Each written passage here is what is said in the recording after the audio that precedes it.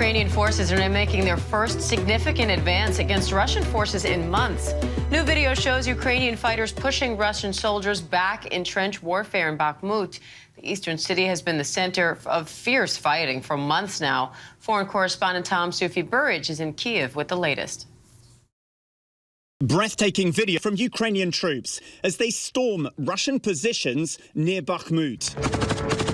The advance here coming after 9 months of relentless Russian attacks. It could be an early sign that Ukraine is readying its offensive, trying to seize the initiative in the war again. Ukrainian soldiers seen throwing grenades into trenches, clearing them with machine guns too. Tanks and armoured vehicles covering infantry in what appears to be a well-coordinated assault, with Russian troops retreating across a field. This Russian soldier suggesting he was drafted to fight, saying his options were to go to war or to prison.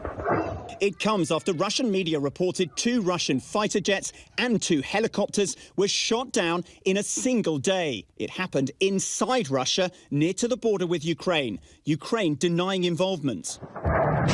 And amid the setbacks for Russia, a lethal drone strike in western Ukraine, unleashing this huge fireball. Moscow claiming it hit a Ukrainian arms dump. Our thanks to Tom Burridge in Kyiv for that. And Chief Foreign Correspondent Ian Pannell joins me now from London, along with former Deputy Assistant Secretary of Defense for the Middle East, Mick Mulroy. Ian, President Zelensky met today with British Prime Minister Rishi Sunak as part of a multi-stop Euro trip. What are the key takeaways so far? Yeah, I mean, I think it's remarkable. I mean, he hasn't performed a trip like this since the war started well over 12 months ago now.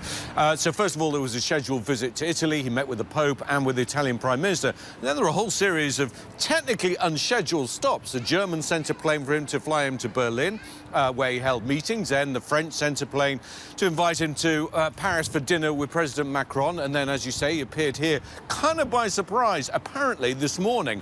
Now, all of this comes against the background of this expected counter-offensive.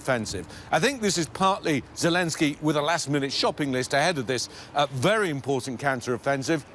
Also to shore up the allies, a chance to meet face-to-face with all the leaders of the different countries and to try and, in some senses, kind of stiffen their resolve. That if this counter-offensive doesn't go as expected, that they need to stand by him. But I think above all else, this was an opportunity to get weapons, and he got lots of them, especially from the Germans, who offered their largest military aid package yet, but also important training here in the UK. They're now saying that they're going to train Ukrainian fighter pilots, even though at the moment, fighter jets are not quite on the table.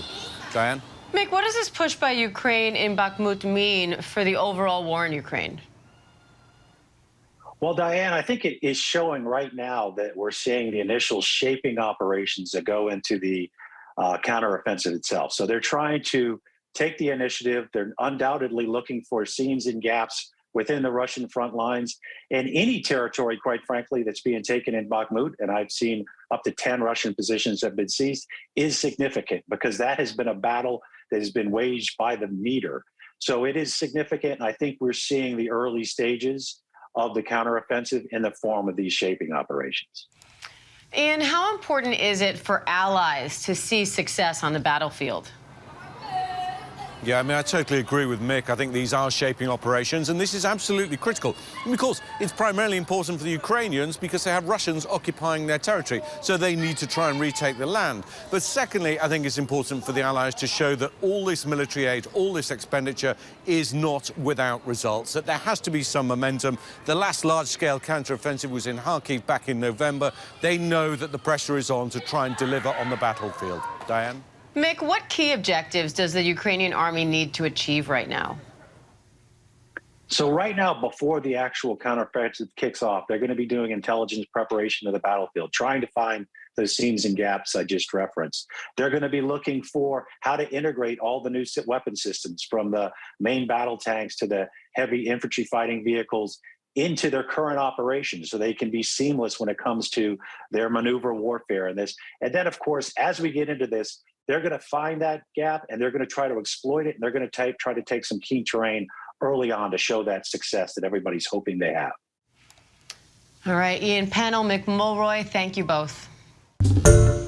Hi, everyone. George Stephanopoulos here. Thanks for checking out the ABC News YouTube channel. If you'd like to get more videos, show highlights, and watch live event coverage, click on the right over here to subscribe to our channel. And don't forget to download the ABC News app for breaking news alerts. Thanks for watching.